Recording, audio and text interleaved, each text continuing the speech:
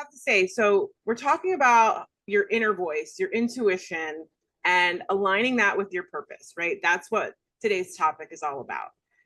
It's it sounds so simple, and yet when we start to dive in and do this work, it's so not easy. um, what can you take us back and like what was the moment that you first heard your intuitive voice, and when did you know you had to follow it? So it's definitely been a journey. And I think oftentimes it comes from coming out of something dark when you realize that you're meant for something more. But when I first, it was probably about maybe between 8 and 10 years ago. But my son's father had passed away very unexpectedly in an accident. And I went through a really dark time in my life where I was just not showing up, not for my son in any way. I wasn't showing up for him, myself, anything. And so that's what started my big personal development journey. And I think when you come out on the other side of that, um, you start to get those little intuitive nudges like, hey, what does light me up? Geez, even before I went through all that, was I really lit up about my life? And I think oftentimes we just kind of squash those little whispers that we hear. Yeah, Yeah. I love that you say that. Like, was I lit up by my life? Because I think it's so easy. We're going through the day to day, we're going through the motions, and it we almost, those things that we perceive, right, as those negative things that happen, it's like it's there to stop the momentum, to force us to take a look. And so we can look at it either as a good or a bad. It's part of what we get to choose, but you have, it sounds like, took that as an opportunity to like redefine your goals and what you wanted and what fulfillment and success looked like for you. I love how you just worded all that. It's so perfect because it is often those dark or those big life changing moments that we see as so awful. And they are, but they are meant to, they're like they just make you stop and it just turns everything upside down, but it all comes back together differently. And I love that you said redefine what success looks like because I say that all the time. Success to me always meant, I have a job that's great and I have a job title. I'm a nurse practitioner and everything's good. And success isn't just about a job title or another degree or that external validation that we're always looking for. It comes from the inside, and everybody's definition of what that is Oh, different.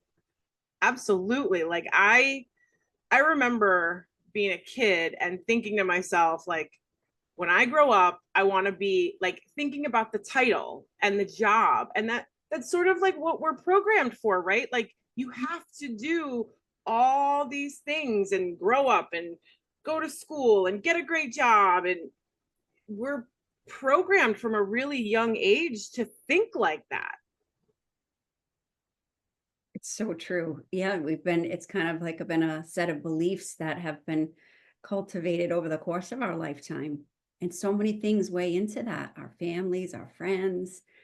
So when you get the moment to step back and take a look, and that's not always easy, not always easy. What would you say was like your first step to dipping your toe in the water? Because it's not. And we want to, like, at first, when you're first getting started in this work, it's really easy to be like, this is painful and now we're going to get distracted, right? Like our ego kind of steps in and we're going, okay, but this hurts too much, nope, this hurts too much, nope, and we keep getting redirected back. What would you suggest as, a first couple, techniques or strategies for someone who's just at that point? Mhm. So ideally, to recognize that you're not lit up before your life, before something traumatic has to happen to turn it all upside down and force you to take a look. So if I could say to other people, it would be to stop and have that awareness in the busy life, to stop for a moment and take a look around and see what are some of the things you're doing that light you up, but what are some of the things you're doing just because you should do them, but they really drain the life out of you. And recognizing that and then acting upon it, kind of eliminating some of the things that don't light you up and drain you. What if you don't know? Like, Mm. I remember going through a period where I didn't know what lit me up. I was raising 4 kids. They were all very close in age. Like, there was that point of I realized I had completely lost my identity. And so to have someone say to me, go, like, what are your hobbies? I was like, what are you talking about? I don't have hobbies. I'm a mom. Like, I'm, doing groceries and laundry and all the things. So what if you don't know what lights you up? I know. I am laughing hysterically because that happened to me too. When I started on this journey, somebody was asking me to kind of take a look. What are some of the things that make you feel good? And it was like, I don't know. I don't know anymore. I would literally introduce myself as Spencer's mom. Like, I'm a mom. That's it. Right? Truthfully, it is I love that role. That's my favorite. It's the best. But you do have to have things that fill your own cup and that fuel you and that you do enjoy. So I think it's a little bit of a process. And I think you kind of find out as you go. And I think when we come back to what you said, what we would be discussing today, that inner voice, I think we get the little intuitive nudges that point us in a direction, and learning to trust that voice, that you're hearing the message because it's meant for you. Yes, it is meant for you. I love, love, love, love that. Because there's almost like this guilt that sets in, right? Especially as women, like, we get those nudges and we're like, but we can't take that time because we have the kids. And it is the greatest job in the world. And I love my children. At the same time, you also need that identity, and they need to see you have that. It's an important part of the process. But getting over that mom guilt is not easy. Like, it takes, you really have to wrestle with it. I mean, you don't have to, but we do. Let's be honest. We all wrestle with the mom guilt. We do. And I love how you said that, because we do wrestle with it. One thing, actually, two things that happened along the way that I thought were really helpful from the standpoint of that mom guilt was, somebody said to me when I was at in my darkest probably phase, they said, what you don't fix in yourself, you pass along to your child. And I thought, oh, it was such a punch in the stomach. So that was really eye-opening, that if I don't take care of myself, I'm not showing up as a powerful version for him or myself. But that's what he's seeing, and that's what he thinks it's supposed to be. So when I say to him, hey, you can do anything you want, you can be anything, well, then why aren't you? Like, it's really, I think they catch the stuff. It's caught, not taught. So we can say it, but if we're not doing it or walking the walk, they're seeing that. Yes. So that eliminated some of the guilt when I started to take care of myself or pursue some of what I'm pursuing now. I want him to see me as going for it and doing the things I want to do and doing things that are outside the box. So he too knows to do that, and that he can. When I say you can do anything, he knows I'm going for it too. I love that, because that's another point where we get a choice.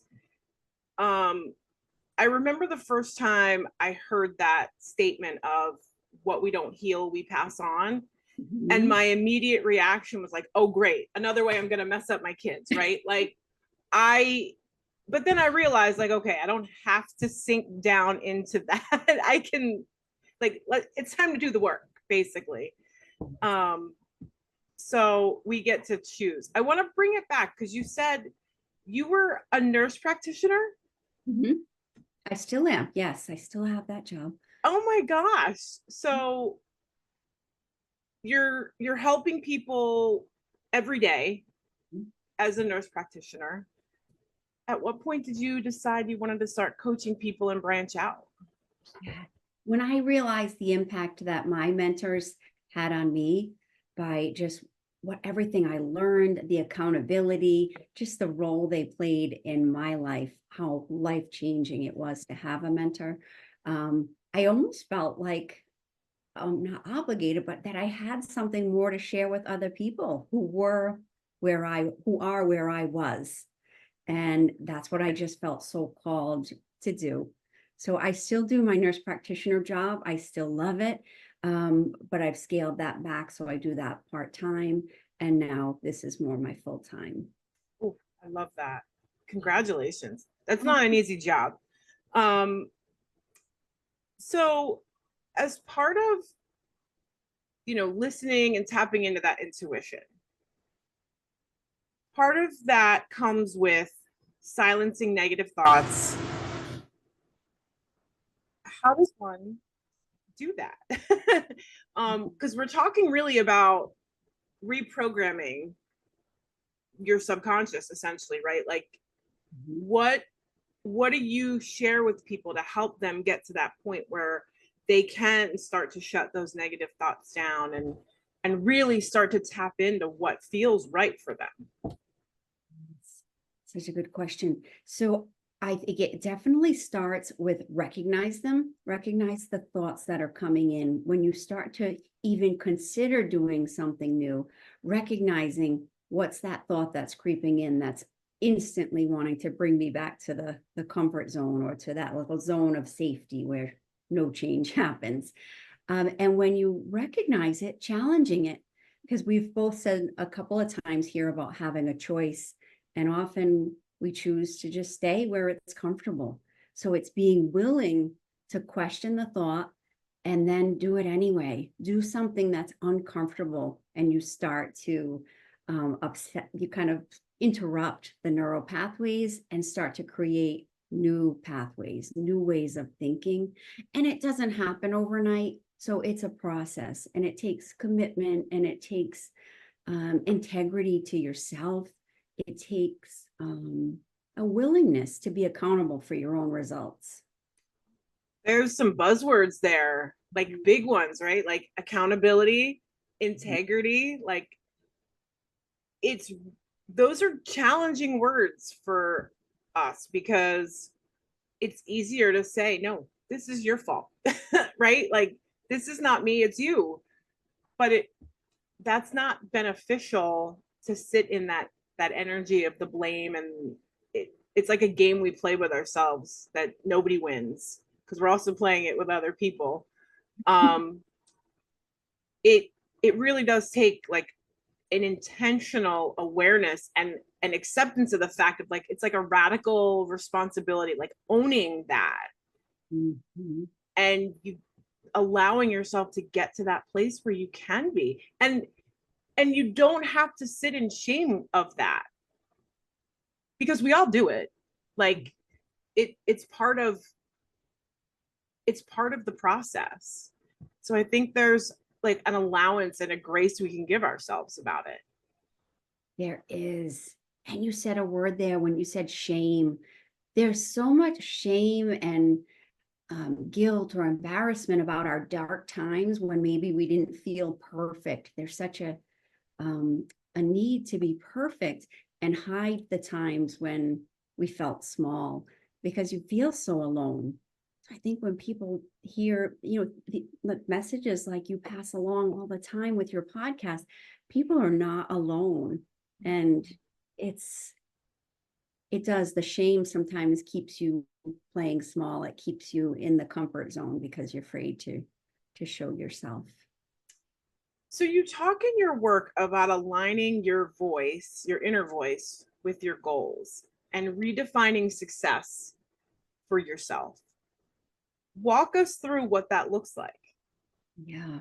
So when you do something, when you start to take a step forward outside the comfort zone, it's scary, but you can tell the way it feels if it's something you're called to do or when you're doing things just out of obligation or the shoulds.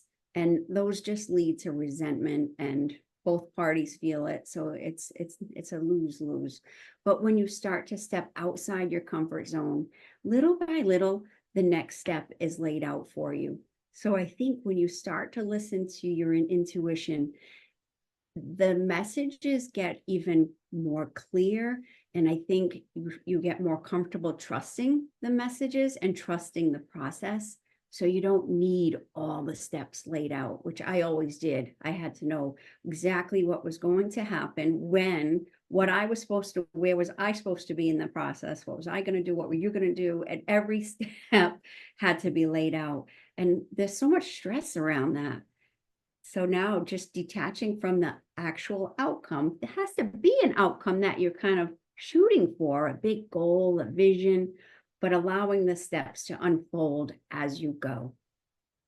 I love that, because when we talk about manifestation and the law of attraction, and these are key components to the process of that, but we want that instant gratification. We want, whatever that end goal is. It's, if we don't see it immediately, we think, well, it must not be coming and I did something wrong, and that's just part of that cycle. Mhm. It is. So it's back to trusting the process. I always say to my clients, the how all of it's going to happen is none of your business. You just have to trust. And that's not always easy. But when you do, it's really a beautiful process because it does happen. The next steps fall into place.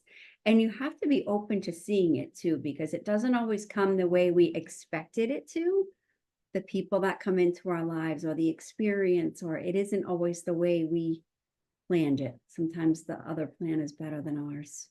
It's so interesting. This is why I always tell people, right? Give yourself time and permission to sit down and celebrate even the smallest of wins, because it's in those moments that you see, like, even though the plan didn't work out the way I wanted it to, the plan still worked out and it's way, way better than I could have ever thought. Um, and one of the things, and I'll just share this real quick. Moving, I used to live like 2-3 hours away from where I live now, and it was really, really a challenging time when I made this move. And in the process, it was not something, the situation was not something that I was thought I had asked for. But in the end, and this is probably another topic for another episode, you always get what you want one way or the other. um, but it was a point where I was losing a lot of people in my life and I didn't understand why. And it, going through this process, sitting with where I'm at now, I realized it was a point that was challenging me to redefine family, to redefine friendship.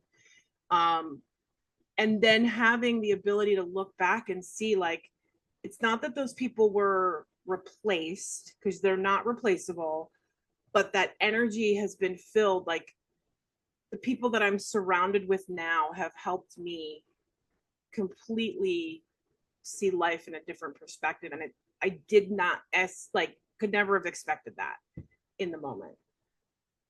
That's so beautiful. Yeah, that's such a great story. And we think when people fall out of our lives, it's this big traumatic, oh my gosh, what did I do? Where did I go wrong? But people, they fall off or fall out of our lives when we're no longer in alignment with them, and they leave when they're supposed to. And it comes back to control. I feel like that's the theme of this episode right now, because we so desperately want to grasp for control of the process, of all of it, but it's not. It's just not. You are right. And that's so empowering to know that we don't have to be in control of everything. Yes, let So it we, go. yes. let it go. And what's meant for you finds you. Yes. Yes, I love that. Little breadcrumbs. That's, I like that word keeps popping up for me right now. Like, just follow the breadcrumbs of, it's one step at a time. You don't have to have it all figured out. Mhm. Um, but you just need that one next step. Yes. And to be okay with being a little uncomfortable because it's not easy, but it can be fun. So it's Yes. not always easy. And I definitely think it's fun. It, you learn that it is, but Mhm. like it can be if you choose to accept that, right? Yes, you're right. Because at first it certainly didn't feel fun. No, no, no. But then I feel like you get to a point where you start to see the pattern of like the up level, right? Like you're gonna put the ask out, you're gonna get the test, you're gonna go through the healing, then you're gonna hit the next level, then you're like it's this like you're jumping back and forth between levels of a game almost. Like that's the way it works. I love that. Hmm. Hmm. What is it like if you could share one like major takeaway from the work that you've done and the people that you've, we'll say two because I feel like you've worked with like thousands of people, so the work that you've done, one or two major takeaways for someone who is sitting in a space of who am I and why can't I be as successful as, you know, Jane Doe next to me. Mhm. I would say that number one, you're not alone. So if you're feeling small or weak or like she can do that, but I couldn't possibly do that, to question yourself because you're not alone. We've all been in those dark places. So to recognize that there is a way out of that and that we truly are limitless. So if somebody else can do something, you can do it too. And it may feel a little messy at first, but take the first step.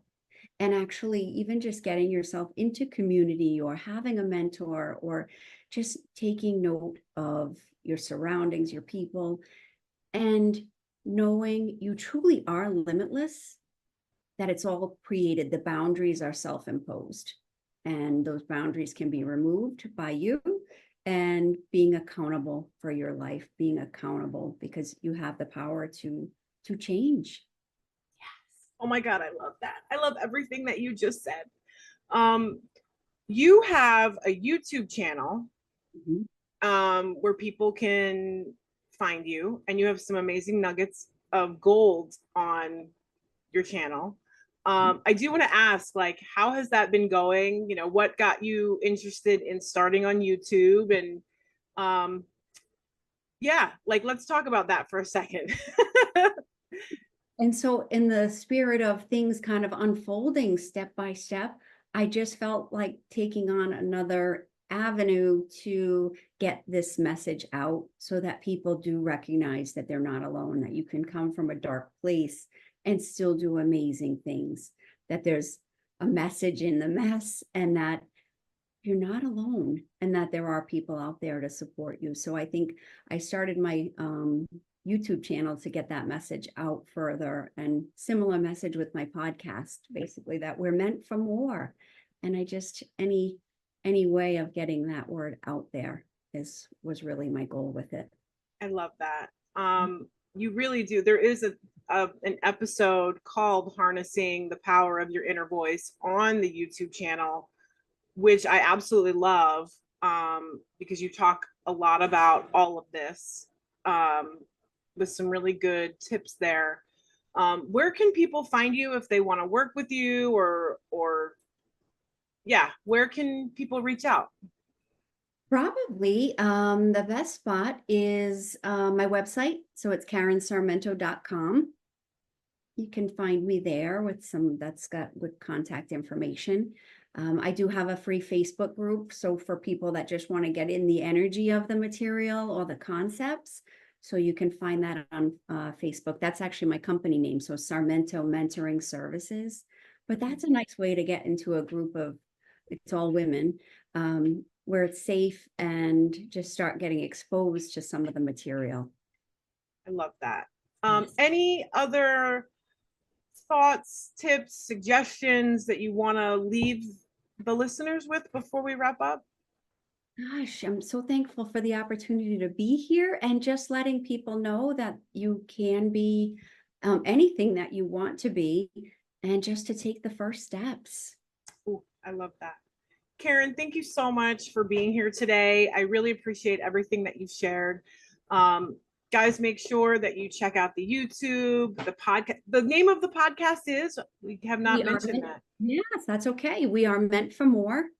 It's on Spotify, Apple. You can also hear it on my YouTube channel. Perfect. We'll make sure that links are in the show notes. Mm. And this way, please make sure everybody take a listen, take a watch, because this is important work that Karen is sharing out there. And it is not easy, but you do not have to do it alone. And it is so valuable and so important for you to live the life that you want to live. So we're going to wrap up the way we do every episode. You are never stuck. You are never lost, and you are never, ever alone. At any given moment, you can use your power to pivot, make a new choice, and start again. We'll talk with everyone on the next episode. Take care, and thank you again, Karen. Thanks for having me.